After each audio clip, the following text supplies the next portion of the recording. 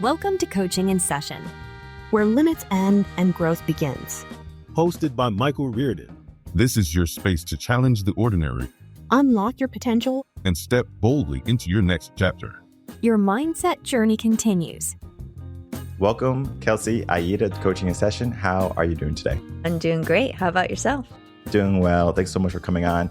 Today, we're going to be talking about your work. You are an energetic alignment coach. And I just love the way that rolls off the tongue because we love energy, we love alignment, and we love coaching here. And you do all of those things. Well, when we look at those things in a separate way, energy can be one of the things where people have or they don't have. Some people are struggling for energy where they need an energy drink. Let me get a Monster. Let me get a Red Bull. I need some wings right now. Let me fly, baby. But what's happening is that they're not getting the alignment part. They can have the energy. They can be hungry for something, but they're running in a circle. There's that saying, don't mistake movement for progress. And if we're not aligned to something in our life, it doesn't matter how much energy we have.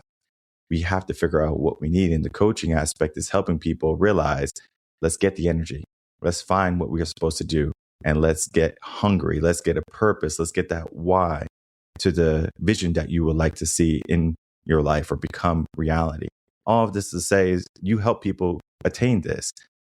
In your own words, can you tell people who you are, what you do, and of course, how you help them? Yeah, so beautiful intro. For me, I consider energetic alignment aligning with your goals on all levels. So what I help people to do is align their thinking with their goals, align their energetic body with their goals, align their, values and priorities with their goals, their actions, the way they talk about themselves, the way they talk to themselves. Like it's a mind, body, soul alignment process that happens on different levels. That's what I help people do in my coaching work. And also I'm an author. I've written multiple books on manifesting, affirmations. I have a new one coming out called The Manifesting Fix I'm super excited about. And basically just helping people to approach manifesting their best life from a practical, no BS, like wholehearted, holistic way, where people can really identify what's truly most important to them and then go for that directly in life. I also help people to love themselves. I host self-love retreats and I co-host a podcast called High Vibe in It, which is like a really fun spiritual outlet, mainly girl forward. It's very girly, but the guys can get good value from it too. We're always talking about relationships and health and wellness and manifesting and self-love and all that jazz. So all that to say, I really help people to manifest their best life and to help them get unstuck when that feels hard or blocked.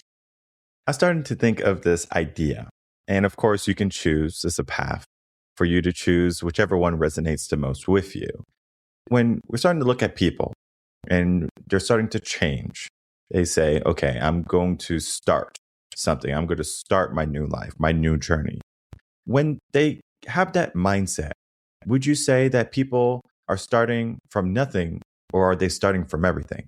I would say they're starting from everything because even if your life has been not ideal up until that point and you've experienced a lot of hurt, pain, trauma, contrast, all of that was informing you as to what you would rather experience and what doesn't work and what's no longer in alignment for you. So it's like no matter your circumstances before the change or whatever inspired the change, I feel like you're coming from everything. I like the idea of people just understanding that they are already full, like they're ready. Because what happens often is people, they wait for the perfect time, the perfect moment. Oh, things are not right yet. I can't launch my website. It's still this and still that. And they're afraid to show imperfection because we live in a world today. And as you know, we want to see the final piece, the final product. We want to see the beauty. We want to go to Instagram and we say, oh my goodness, this perfect is so lovely. But we didn't see that they spent 5 hours in the makeup room getting ready for that one picture that people are going to like, right? It's that process, that journey. Why are so many people fixated on that end goal, that final piece and not the journey? That's a great question. I used to be guilty of focusing a lot on the end goal. And I think a lot of the people that I work with too, because they're into manifestation, the idea of manifesting can be such a latch on for people who love instant gratification because they sell it like it's the universe's cheat code to life. Like, oh, all I have to do is think positive and my life will fix itself. All I have to do is like, put it out there and it will come. And it's like, yes, but there are some caveats. There are some sub steps, which is what I'm here to help people with.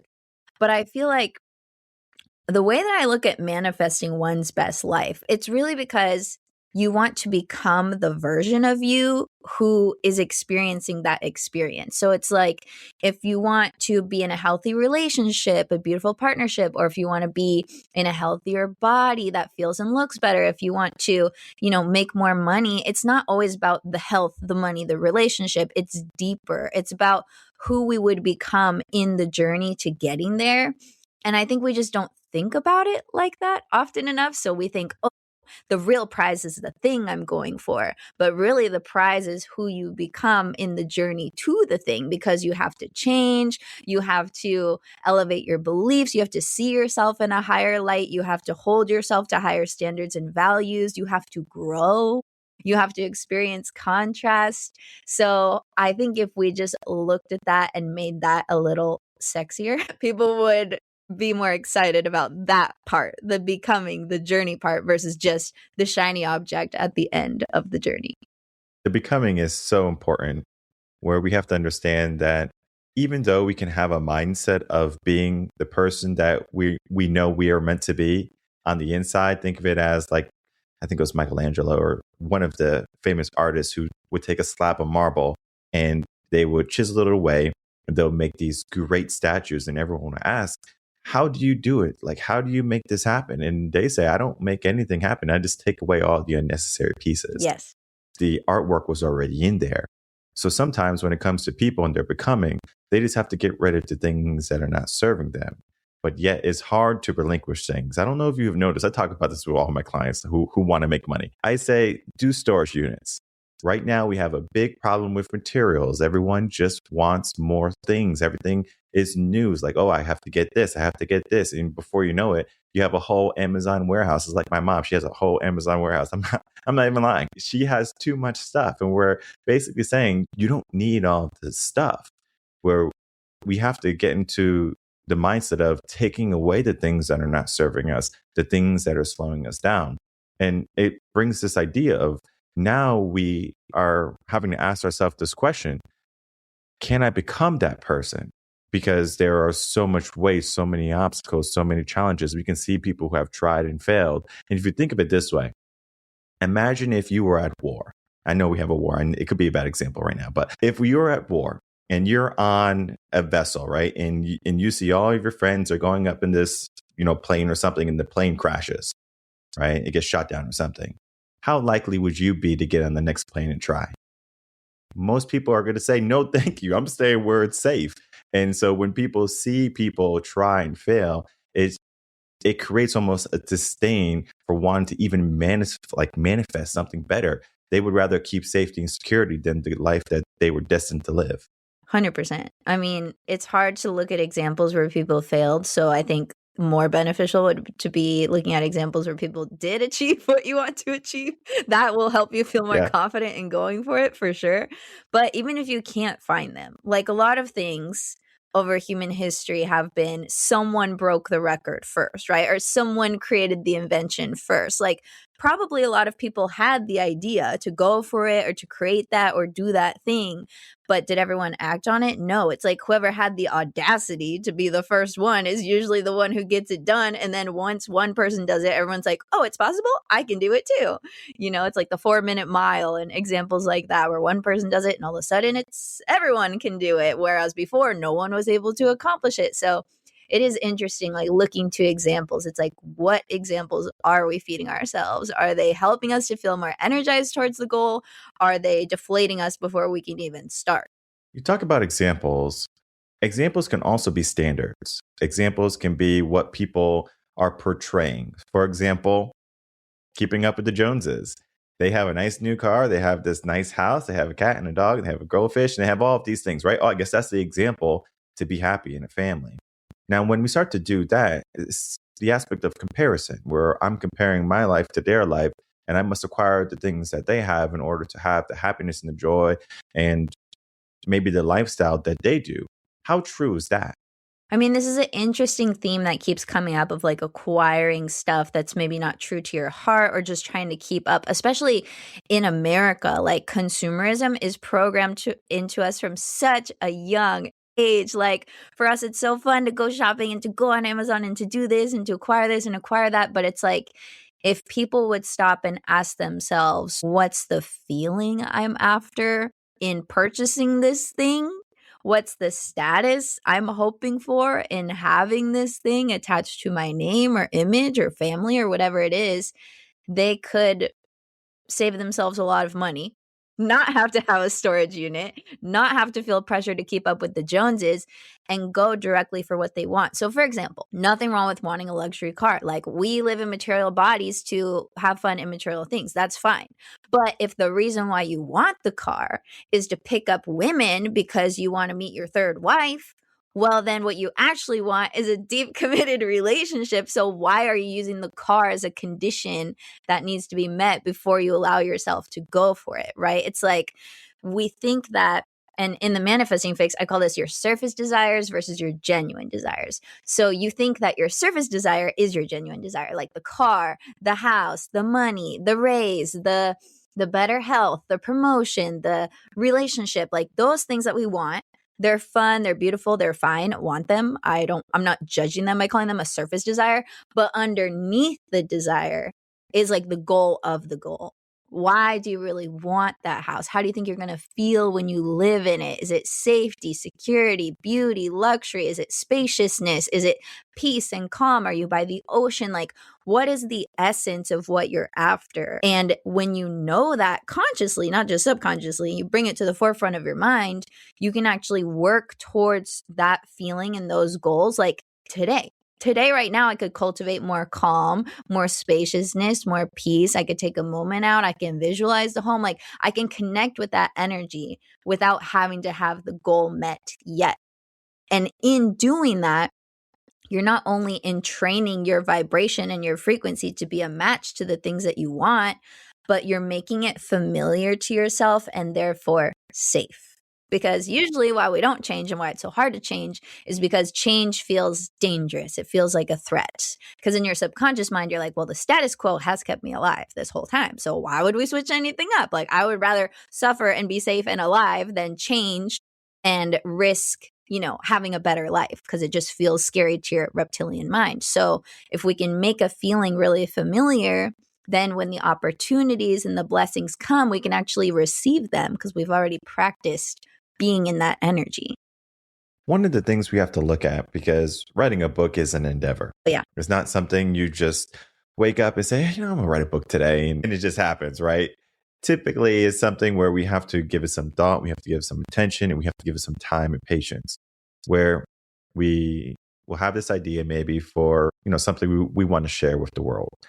Maybe it's because we have our own personal experiences, and we might say, I really struggled with this and I want to help people so they're not struggling with it as well, because we can see the benefit to change if you have done the work to change, whether it be physically, financially, emotionally, whatever it be. When you do the work, you can see how much better it is. Most people, they can, be stuck on zero and they're like, it's okay over here, but then everyone else is living up in luxury, but they have done the work to do the work, or like the hike or whatever. So people are looking at the mountain, wow, this mountain is so beautiful. Then you have that hiker that says, okay, let me go to the top, and now they're looking on top, down from everything, wow, this is so beautiful, right? The person on the bottom said the mountain's beautiful, the person on the top said the mountain's beautiful, but one person did the journey, one person just admired it.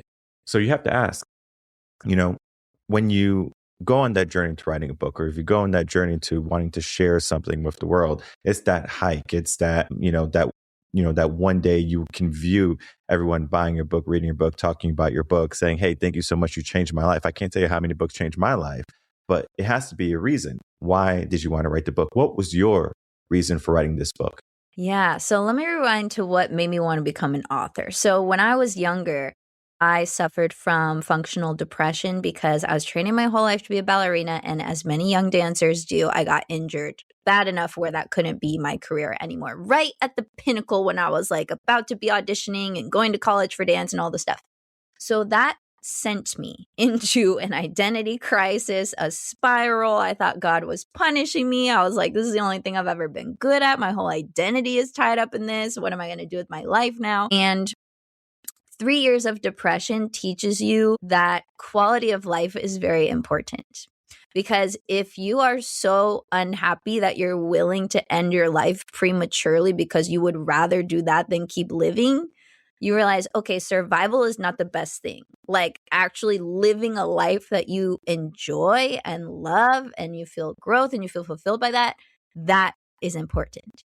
So in that, I learned quality of life is everything. At the end of it, when I was healing, how I healed was through working with a shaman, working with a therapist, reading everything I could about psychology, healing, manifestation, law of attraction, energetic alignment, affirmation, self-talk, you name it. Like I was studying it, practicing it. And when all of those tools started working for me and I was climbing out of the depression, I just thought, why is this not more common information? Why are these tools like spiritual woo-woo, like tucked away, like taboo? Like this actually works. I wish more people could know. I want to spread this medicine. It's helped me. I healed from depression without meds. Like I changed my whole life. I need to spread this medicine. And then I said, maybe this is a bad example now because of Epstein files, but I was like, I'm going to be the next Deepak Chopra. I was like, I am going to write so many books. That is how I will reach the masses with my medicine, with my message. And I don't know if it was something that like I wanted to do or something that was like planted in me. I feel more that God was like, you are going to teach through writing. And so that was like the intention that sent me into being an author. But of course, for my first book, like I didn't want no one to read it. So I was like, let me start a blog, let me start a platform. Like when the book comes out, I want people to be excited and ready to consume it. I don't want to just write for myself, you know? And so that kind of sent my career on this trajectory of being a healer and then the podcast and then the retreats and then the coaching and then more books. And now with my latest upcoming book, The Manifesting Fix, it's been a true calling. Like this book came to me almost a decade ago, almost when I was first starting my blog. And I was writing a blog post that was getting so long. And it was basically about why the law of attraction works for some people, but not you. So like why you're trying to manifest, but you're not able to. And each bullet point in the blog post, I was like, this could be a book. This looks like a book outline already in my head. So that's when I decided to write it. But now 10 years later, I finally have built a platform, been able to secure a literary agent, pitched it to publishers, got Macmillan to buy it. Now it's being published December 1st. And it was such a long journey. And the hilarious thing is, when you set out to write a book about releasing resistance, ironically, all your own resistance comes up so you can write from experience. And of course, I wouldn't say battling inner demons, but there was a lot of my own personal blockages that came up throughout. Like, am I a good enough writer for this? Like, will I sell enough copies? Like, now we're playing with the big boys. This is crazy. Like, just level after level, stepping into my potential, even though it was scary and uncomfortable, but also exciting, doing everything I talk about in the book and just practicing what I preach. So it's been a journey. Yeah, I think of when you're having that battle of fighting those thoughts in your mind, the fears are coming out, and you're like, man, like I'm going to stop or something, right? It's like it's something like tugging you away from like reaching what you're trying to reach for. That's when you put all your might into it and you keep on going. You dig in, and it could be scary to dig in because it feels safe down there and like, okay, yeah, sure, I'll just stay here. People won't say anything bad about my book if I do this, but then no one can say nothing good about your book if it's not written. So you have to ask yourself, there's pros and cons to many different things. And one of the things you talked about, I wanted to bring it up because I was really thinking about this the other day, which is so interesting because you talked about an injury when you were doing becoming a dancer, and where some people, they can get an injury and that's it. And then some people, they get an injury and they're like, I don't care. right? So it's like the mindset there. And I'm not saying like it's wrong, right or wrong, because I think it leads someone to their true path. Where I was watching, it was like an ESPN documentary of a gentleman. He was having like breathing problems. He had like this genetic disorder where like he was having a lot of mucus. He had to be on these respirators. And basically, he was in now college basketball, and he's going to try out for the NBA, where you have to ask yourself, a little boy like that having all of these problems, as a parent, you would say, just take it easy. Don't do too much. I don't want you to get hurt. But then for him, he was, he had that hunger for just wanting that basketball. And you can look at other stories of people who get injured crazy and they still do whatever people thought they couldn't do. But on the other side, there are people who get injured and it brings them to a reality that they would have never thought before. So it's their new dream. It's like, I couldn't think about this dream or this reality because I was stuck in my former one.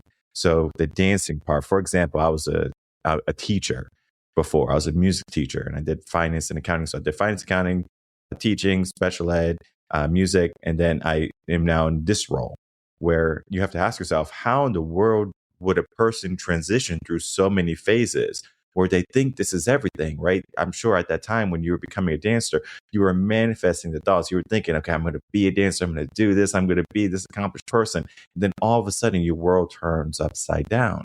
And I couldn't imagine, I can't imagine how many people deal with the same exact situation where they have a dream, they have a vision, they give it everything they have, and all of a sudden their world turns upside down. Some people can pivot and bounce back, but some people, they stay stuck in that depression where they can never get out. Mm-hmm. What would you say to that person who's stuck? Something that I would have said to my past self to get out of the depression faster, which would be the biggest lie of when you're stuck in that depressive state, is that it's going to last forever. And I think that's the most dangerous thought, because that's what causes people to be suicidal, because they're like, I don't want to be miserable forever. At least if you know it's temporary, you're like, okay, there's something on the other side. So I think the reminder that even if you're stuck, even if you've been stuck for a long time, rock bottom is a great jumping off point. You can only go up from there, right? So it's like, this doesn't have to be your forever. Change is possible. Change is almost guaranteed in life. Like, everything's always changing all the time. We all know how fast things can change. So it's like, lean into that possibility a little bit more. And what helped me to heal from depression too was to stop identifying as my depression, because sometimes I would confuse myself with the disease. And one day I was like, no, when I have a cold, I don't say I'm my cold or I'm my flu, right? You know that it's going to pass. Your body knows how to heal. You just support it with rest and Gatorade and ibuprofen and whatever. But for some reason, with mental illness like anxiety or depression or seasons that can pass through, we say, this is just me now. It's a part of my personality. And it's like, is it? Or do you need to change your environment? Do you need more friendships? Do you need more sunshine? Do you need more exercise? Right?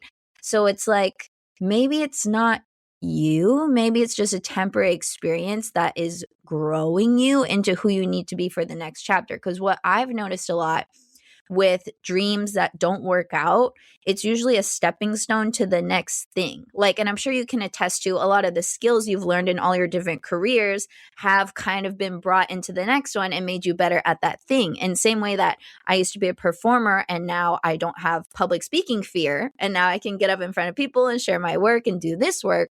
It's like, that skill set was priming me to do this, even though it looked different. And I think looking back on your life, a lot of people who have had different chapters, they can connect the dots and be like, oh, that had to happen so I could get this skill and become this person and be better at this. And now I'm doing this and I can use everything that I've learned up until now. And it's like, that dream not happening was never a waste. It was still a good way to spend your time and energy. But now those gifts and those talents and skills that you cultivated through that, you can use for whatever you're doing now. Yeah, very true. It's the idea of chapters, as you said. And you can even look at some actors like Dwayne "The Rock" Johnson. He's one of the actors. He wanted to be a football player. He didn't make the cut. and you can see where he is today. So it's not so much like if you have a dream, you have to just give everything, and if you don't get it, then you failed at life. I think some people, they are not aware that they can make a pivot. All right, a pivot doesn't mean that you failed at something. Right, it basically means that you kept on going. Right, like if you hit a dead end, you're not going to say, well, this is life. I'm at the dead end. I'm just going to set up camp here. You find a different path, right? You might take a couple steps back and you find the path that's going to lead to where you have to go. And I'm a big believer in that. Just because one chapter is not working out for you doesn't mean that the next one can't, right? I'm not sure if you were ever a movie buff, but I used to watch a lot of movies, like when I was in college. And one of the things I disliked about movie was the hump, right? Like the 3/4 of the way into the movie where something bad happened. I'm like, come on. And then now all of a sudden it's like that Rocky mentality. It's like they have to make it, right? Where it's like that hump is what I think a lot of people are afraid of. They're afraid of that inevitable hump that's going to one day be there. And they would rather stop right before success than to fail right before success and then achieve even greater success, if that makes sense. So it's like people are not truly believing themselves. And I have to ask, well, if people don't have faith, if people don't believe in themselves, if people don't have trust in the process, what do they have? Yeah.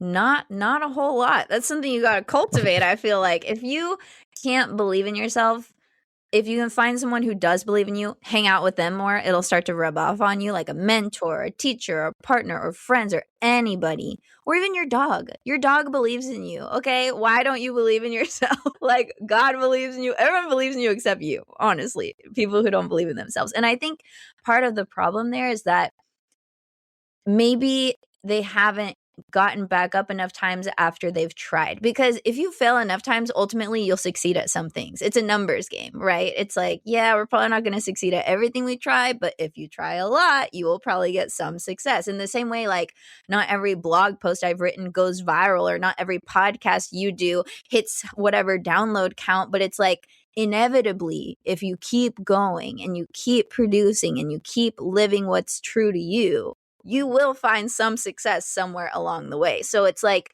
if you're running out of steam, if you're running out of stamina and perseverance, take a break. That's okay. Take a little sabbatical. Like, don't effort your way to the top 24/7. You will burn out, right? So if you need a break, take a break, and then stop your break and move forward with the knowing that even the most successful people in the world that you look at have had the same journey as you. There's no person who's the best at what they're good at in the world, and they're like, oh yeah, my journey to becoming an Olympian was so easy, or oh, it was so easy to make it in Hollywood. I just started getting all these roles from day one, or oh, it's so easy to be a top model. Like, nobody judged my body. Nobody told me I was ugly. It's like every person who's the best at what they do has a story of challenge, struggle, perseverance.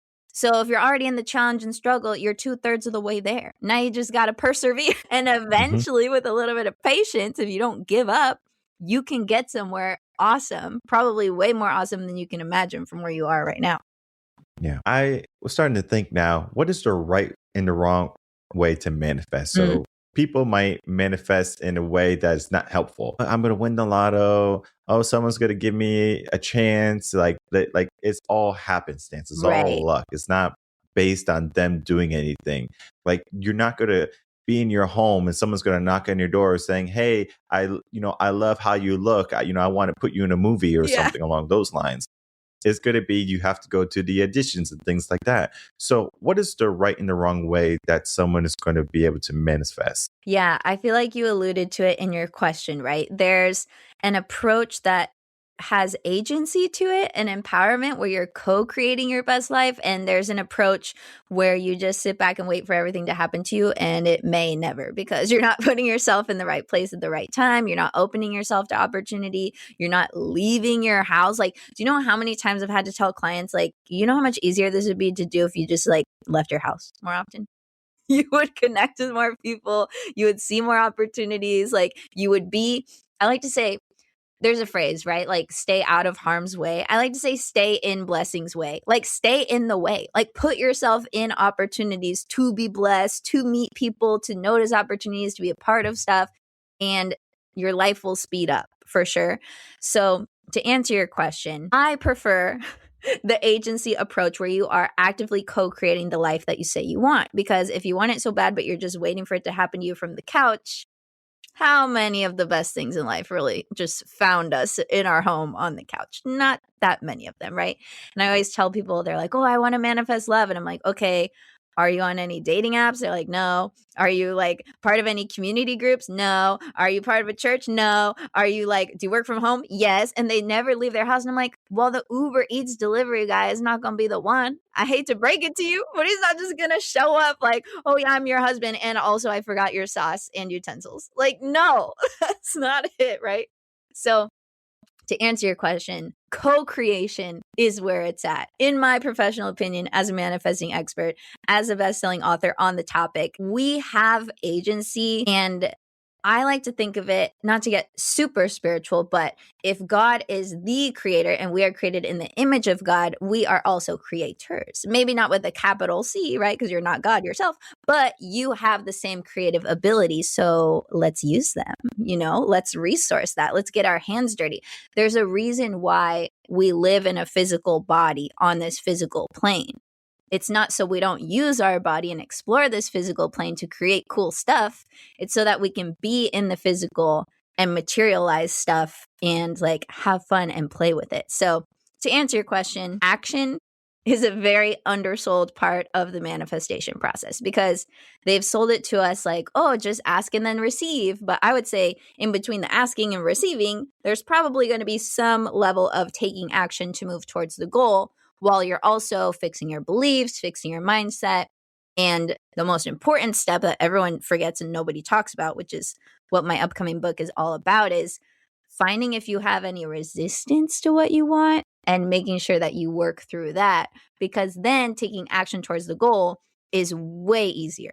Because if you think you want to manifest something, but a part of you is like, no, that doesn't feel safe. We're not ready. We don't want it for XYZ reason. It's like you're going to keep coming up against self-sabotage. You're going to be procrastinating. You're going to be wondering why you feel like you're trying so hard, but you're not getting anywhere. When it's just a simple fix of if you knew what your resistance was and you could troubleshoot that, work through it, on the other side of that, you become more aligned with your goals. And then you can move towards them with confidence and with energy. Many of the things we said almost like hit you in the face, obvious, right? It's like, this makes a lot of sense. But the reality is a lot of people don't know it. A lot of people are just not aware of it. And we have to ask ourselves, why is this information not readily available? Why is it not being taught in schools? Why is it not put on your main feed on social media? Why is it not in every magazine that you look on the front cover at the grocery store? Why is this so secret? And people have to figure this out the hard way rather than just like, hey, this is the way of life.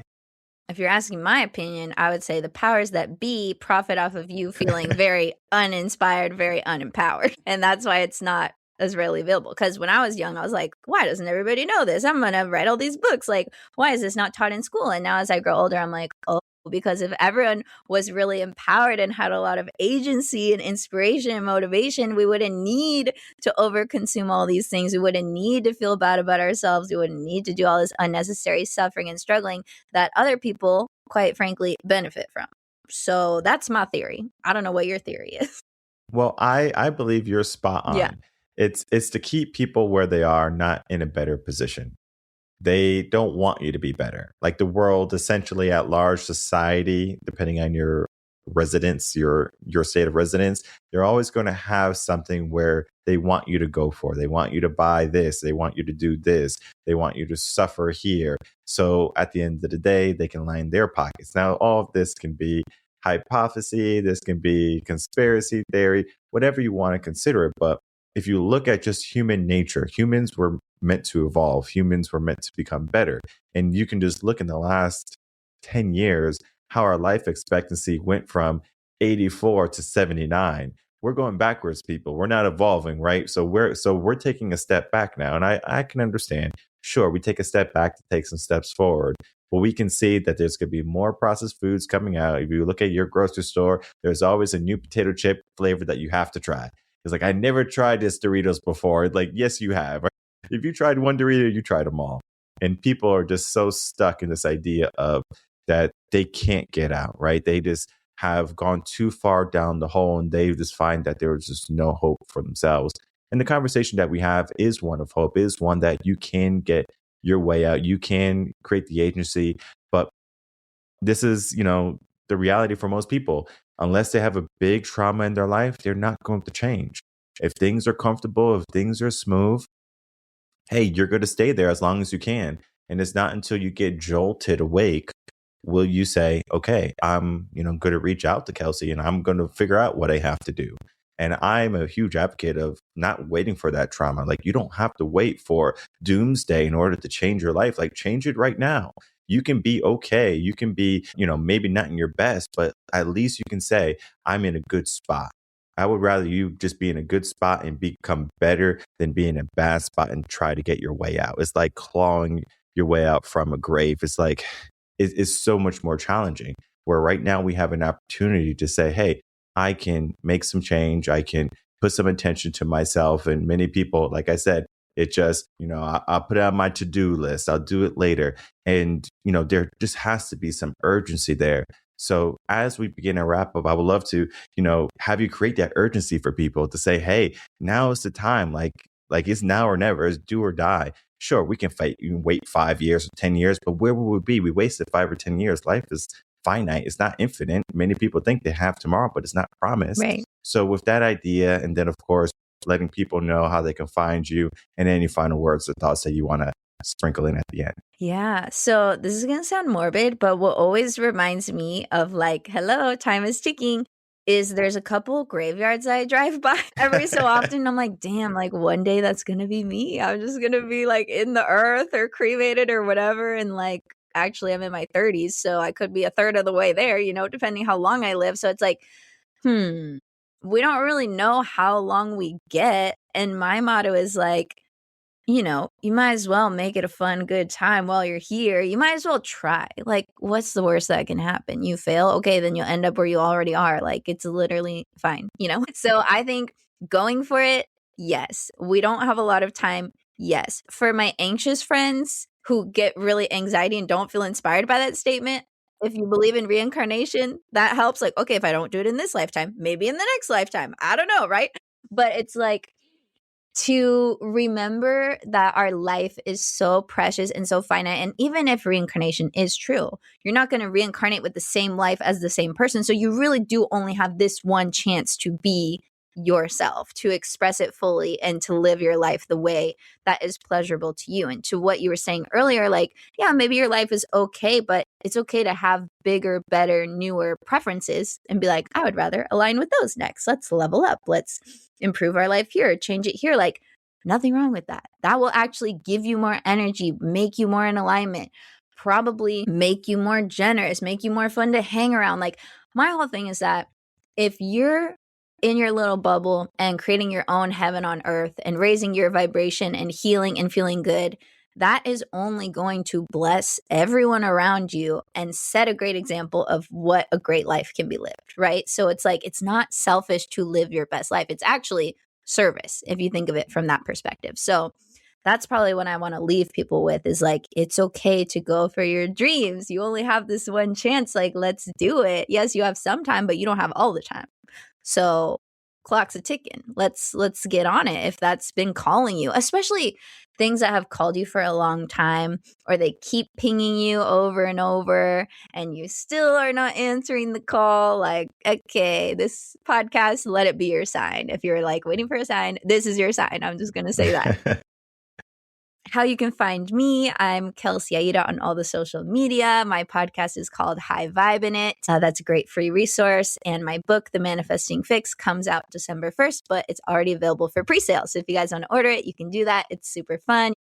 Bonuses and goodies that I'm in the works of making right now. So check back to KelseyAida.com for those. Shortly should be up. But Yeah, that's basically where you can find me. And I would just hope that people use me as a resource, because I really wrote this book for people who are feeling frustrated, who are feeling stuck, who are feeling blocked, and are just ready to be free and charge forward and do the thing. So if that's you, the Manifesting Fix is for you. All right, perfect. And I'm going to make it easy for everyone.